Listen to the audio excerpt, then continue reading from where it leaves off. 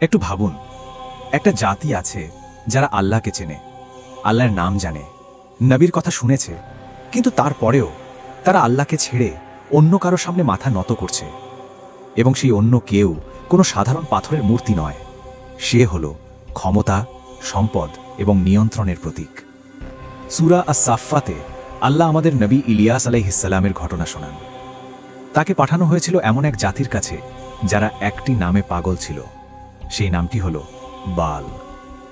নবী ইলিয়াস আলাইহিসসালাম শুধু একটি প্রশ্ন করেছিলেন, একটি মাত্র প্রশ্ন যা আজও মনকে কাঁপিয়ে দেয়। তোমরা কি বালকে ডাকো এবং সর্বোত্তম স্রষ্টাকে অর্থাৎ আল্লাহকে ছেড়ে দাও? সূরা আস-সাফফাত আয়াত ১২৫। আজকের এই ভিডিওতে আমরা জানব বাল আসলে কে ছিল, এই নামটা কিভাবে একটা শব্দ থেকে একটা ধর্মে পরিণত হলো, কোরআন এ বিষয়ে কি বলে, এবং সবচেয়ে গুরুত্বপূর্ণ, এই ফিতনা কি শুধু অতীতের নাকি আজও প্রাসঙ্গিক।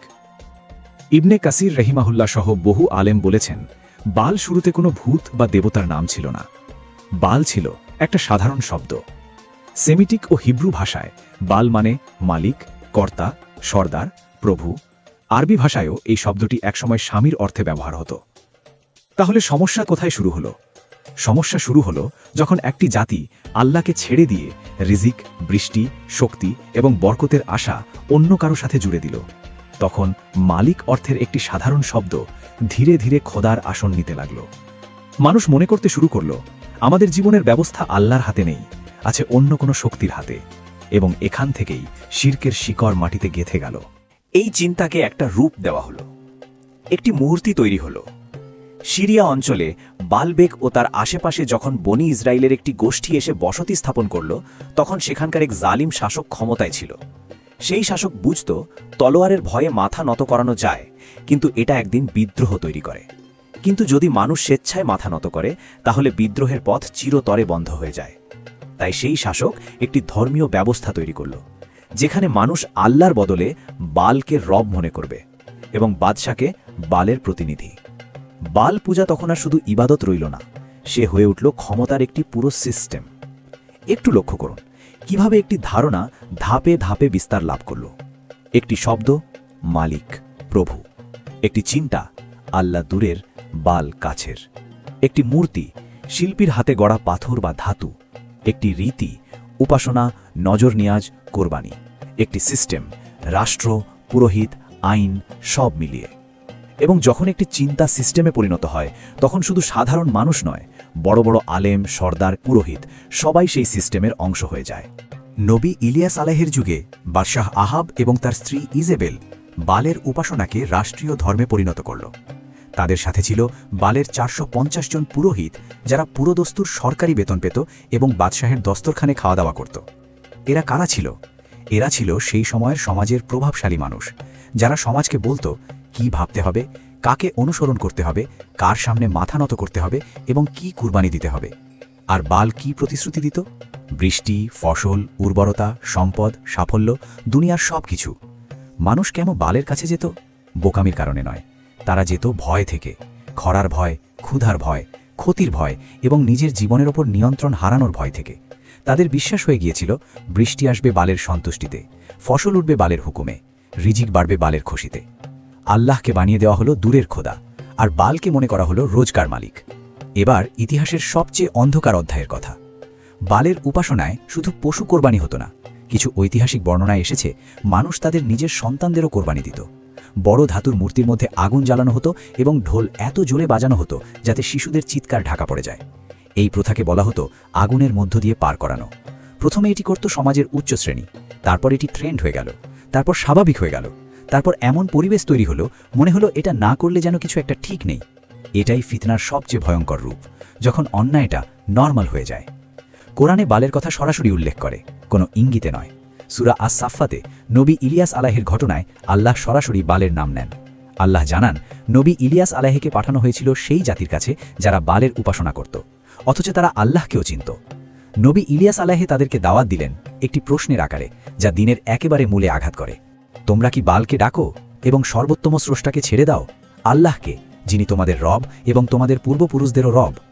লক্ষ্য করুন, নবী বলেননি তোমরা মূর্তি পূজা করছো। তিনি বললেন তোমরা আল্লাহকে চেনো, তবুও তাকে ছেড়ে দিচ্ছ? এই প্রশ্নটি আজও সমান প্রাসঙ্গিক। কথা এখন আরও গভীরে যায়। বাবিল অর্থাৎ ব্যাবিলন, সেই শহর যেখানে জ্ঞান ছিল, হট্টগোল ছিল এবং ফিতনার বাতাসও ছিল। কুরআনের সূরা বাকারায় আল্লাহ এক অসাধারণ ঘটনা বর্ণনা করেন, হারুত ও মারুত। আল্লাহ বাবিলে দুইজন ফেরেশতা পাঠালেন। এটি কোনো সাধারণ মিশন ছিল না, এটি ছিল একটি পরীক্ষা, এবং পরীক্ষার শুরু থেকেই সতর্কতা দেওয়া হতো। যে কেউ তাদের কাছে আসত তাকে প্রথমেই বলা হতো, আমরা শুধু একটি পরীক্ষা, এই পথে গেলে ঈমান হারানোর আশঙ্কা আছে, তবুও কি তারা শিখবে? কিছু মানুষের প্রবৃত্তি দেখুন, যেখানে সতর্কতা আছে সেখানেও তারা ক্ষমতা খোঁজে। তাদের হেদায়েত লাগত না, শর্টকাট লাগত। আল্লাহর কাছে দোয়ার পথ চাই না, নিয়ন্ত্রণের পথ চাই। আর যখন মানুষের লক্ষ্য হয় নিয়ন্ত্রণ, তখন সে জ্ঞানকেও জুলিমের হাতিয়ার বানিয়ে ফেলে। কেউ কেউ এই জ্ঞান মিসইউজ করত, সংসার ভাঙতে, স্বামী স্ত্রীর মাঝে ঘৃণা ও বিচ্ছেদ ঘটাতে। আল্লাহ সূরা বাকারার 102 নম্বর আয়াতে স্পষ্ট করেন, জাদু হল শয়তানদের শেখানো বিদ্যা, এবং নবী সুলাইমান আলাইহিসসালামের উপর জাদুর অভিযোগ সম্পূর্ণ মিথ্যা। ইসলামের রুহানি পথ খোলে দোয়া, ইবাদাত, কুরআন ও সুন্নাহ থেকে, গোপন সংকেত, লুকানো ফর্মুলা বা ব্ল্যাক ম্যাজিক থেকে নয়। এখন সবচেয়ে গুরুত্বপূর্ণ প্রশ্ন, বালের গল্প কি শেষ হয়ে গেছে? না, বালের আসল সমস্যা ছিল একটি ধারণা, এই ধারণা যে আমার জীবনের মালিক আল্লাহ নন, অন্য কেউ। এবং আজও এই ধারণা বিভিন্ন রূপে বিদ্যমান। কেউ মনে করে টাকা থাকলে সব সমাধান হয়, তাই সে টাকার পেছনে দৌড়ায় যে কোনো উপায়।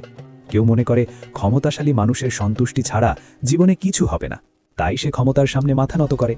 কেউ মনে করে সোশ্যাল মিডিয়ার ট্রেন্ড যা বলে সেটাই সত্য, তাই সে নিজের বিবেক বাদ দিয়ে ট্রেন্ড ফলো করে। এগুলো কি আধুনিক বালের উপাসনা নয়? নবী ইলিয়াস আলাইহিসসালামের সেই প্রশ্নটা আজ আমাদের জিজ্ঞেস করুন, তোমরা কি বালকে ডাকো এবং সর্বোত্তম স্রষ্টাকে ছেড়ে দাও? আপনি কি আল্লাহকে চেনেন? আপনি কি জানেন তিনি একমাত্র রিজিক দাতা? তাহলে কি আপনার ভরসা সত্যি তার উপর, নাকি অন্য কারো উপর? বালের গল্প হাজার বছরের পুরনো, কিন্তু এর শিক্ষা চিরন্তন। একটি শব্দ থেকে শুরু হয়েছিল, সেই শব্দ হয়েছিল চিন্তা, চিন্তা হয়েছিল মূর্তি, মূর্তি হয়েছিল রীতি, রীতি হয়েছিল সিস্টেম, এবং সেই সিস্টেমের বিরুদ্ধে একা দাঁড়িয়েছিলেন নবী ইলিয়াস আলাইহিসসালাম, শুধু একটি প্রশ্ন হাতে নিয়ে। আমাদের শিক্ষা হলো, যে কোনো ক্ষমতা, যে কোনো সিস্টেম, যে কোনো ট্রেন্ড যখনই আল্লাহর আনুগত্যের জায়গা নিতে চায়, সেটাই আধুনিক বাল। আল্লাহ আমাদের তাওহীদের উপর অবিচল রাখুন, প্রতিটি বালের ফিতনা থেকে আমাদের হেফাজত করুন, আমিন। ভিডিওটি উপকারী মনে হলে লাইক করুন, শেয়ার করুন। এই জ্ঞান যত বেশি মানুষের কাছে পৌঁছবে তত সওয়াব। জাযাকুমুল্লাহু খাইরান। ওয়াসসালামু আলাইকুম ওয়া রাহমাতুল্লাহি ওয়া বারাকাতুহু।